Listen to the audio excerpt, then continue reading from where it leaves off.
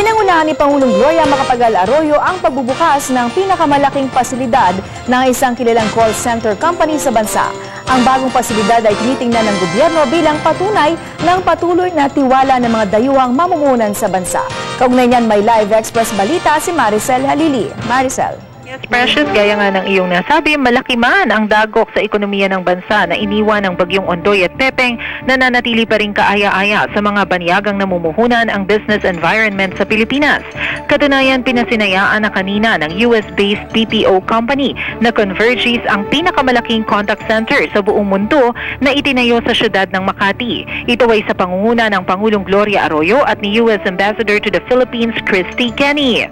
Maliban sa malaking kita na hatid ng bagong investor, malaking tulong din ito para mabigyan ng hanap buhay ang ating mga kababayan. Sa ngayon ay umaabot na sa 17,500 manggagawang Pinoy ang nabigyan nito ng trabaho sa Kalakhang, Maynila, Cebu, Bacolod at Laguna. Kinilala naman ng Pangulo ang mahalagang kontribusyon ng American company sa estadong pang-ekonomiya ng bansa. Sa harap nito, siniguro ng Estados Unidos na buo ang kanilang suporta sa mga kababayan nating nasalanta ng magkasunod na bagyo. At yan muna ang mga pinakahuling balita mula dito sa syudad ng Makati. Precious? Maraming salamat sa iyo, Maricel Halili, nag-uulat ng live. Samantala, naging panauhin din si Pangulong Arroyo sa ikatlong Vista General Membership Assembly at First Tourism Summit na ginanap sa Batangas City kanina. Pagkatapos ito, balik palasyo ang Pangulo kung saan hinarap niya sa isang courtesy call si United Nations Deputy Secretary General Noeleen Heyzer.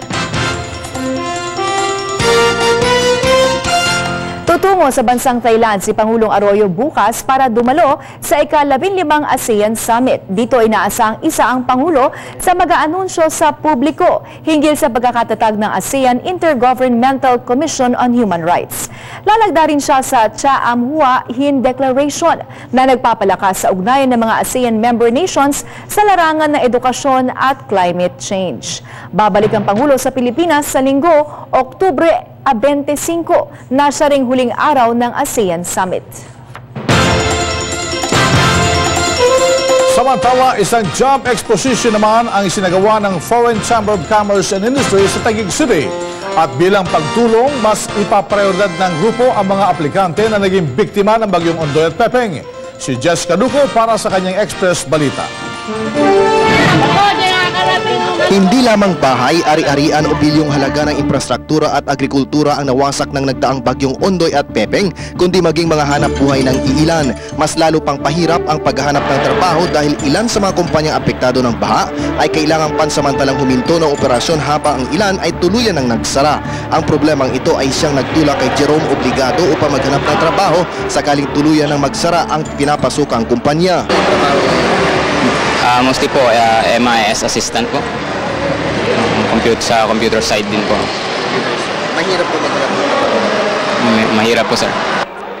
Dahil naman sa baha, hindi nakahanap si Eliezer Gambi ng trabaho sa loob ng isang buwan. Parehong nahihirapan, ngunit titiisin na lamang daw ng mga ito makahanap lamang ng trabaho. Kasi nga po yung daanan namin, napiktuhan po dahil nasira po yung mga kalsada. Tapos mula po noon, panay ako nahanap ng trabaho sa lokal lang po.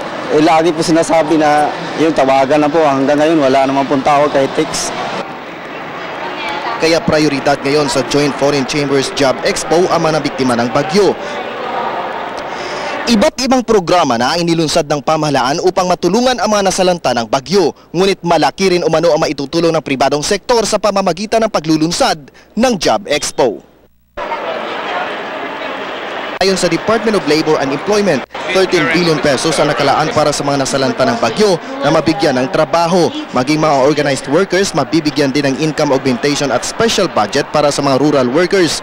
Ayon naman sa JFC, mahigit 3,000 workers ang target ng kanilang expo sa larangan ng information technology, call centers, manufacturing at manpower recruitment and communication. For the Fisher folks, we have a project like ISLA. For the organized worker, we have the income augmentation project, the AMPLA, and of course for rural workers, we have, no, sugar workers, we have a special budget also for them. And of course, the tulay.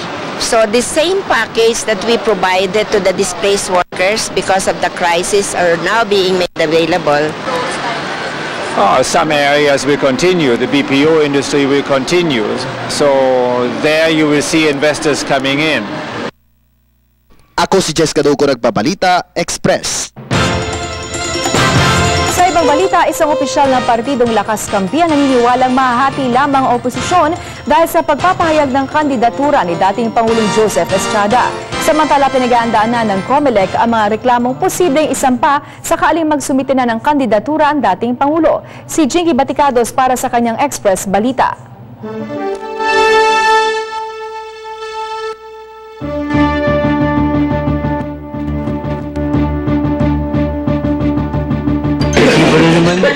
Si Bong kawawa kasi si Bong gumagawa ng pelikula, di Si Miriam ba is not under the admin ticket?